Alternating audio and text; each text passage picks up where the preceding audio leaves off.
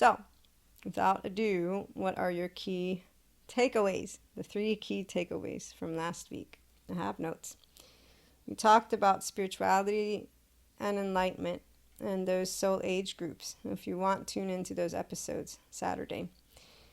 And how with the inner growth mindset journey and lifestyle approach, you are accessing and enabling you to be in a 5D, which is that 5 dimension, so leading from within. It is about following your heart. It is about learning from the things that create a conflict, and you're choosing to transcend duality for yourself, which is why the 3D, which is fear with material and ego mind, and then 4D, which is fear with conspiracy and spiritual conspiracy theories and spiritual ego, those keep reserved for fear. It means that they lead, yes, they're still afraid that life can hurt them, that something can hurt them. And so in different ways, they stay in this place. Now, it is connected, when we look at our physiology, to that nervous system's response. And essentially, they are staying in the ego because they're not going within when they're reacting with the defense mechanism. That's why for us it's different, because we go within. And that's how you're getting to that 5D place. For the regular listeners, I'm sure you're pretty much there. For those who are new and are coming and going, you'll know when you're there because you're not afraid of humans, you're not afraid of life, you're not afraid of anything, except for if you're ever in a life-threatening situation, but you trust and know your instincts will react. So you get to learn how to approach obstacles with this in mind, and that's where you understand that there aren't really any obstacles in your life. There's only opportunities for you to grow.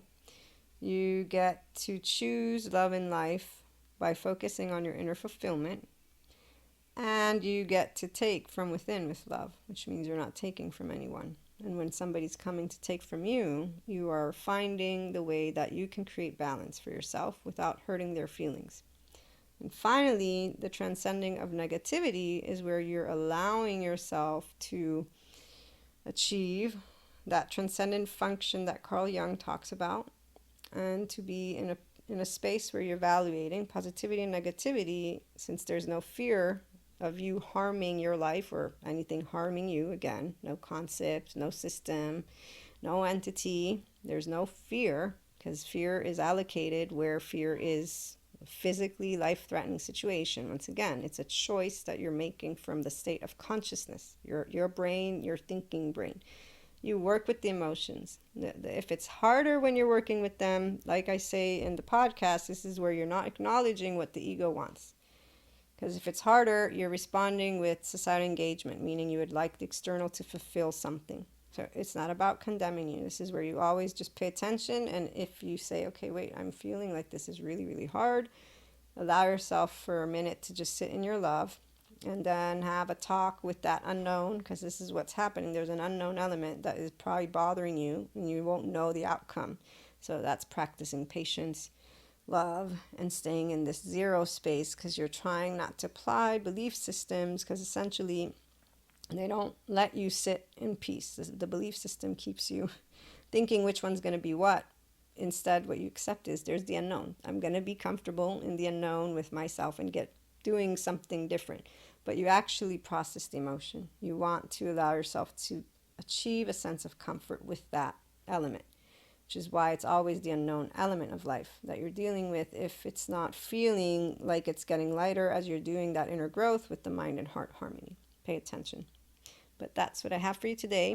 It was a little bit different than I usually do. I chose it on purpose because, again, I'm thinking everybody who tunes in has already tuned into the podcast episodes. And if you haven't, then you can go back. But essentially, it's to motivate you, make you feel better, help you have some food for thought for the week and dealing with people and work and all that good stuff. So we'll be back again next week. Always reach out if you want. My emails are in the About section on the blog, luna12780.com, and on the website, inspiringhumanpotential.com.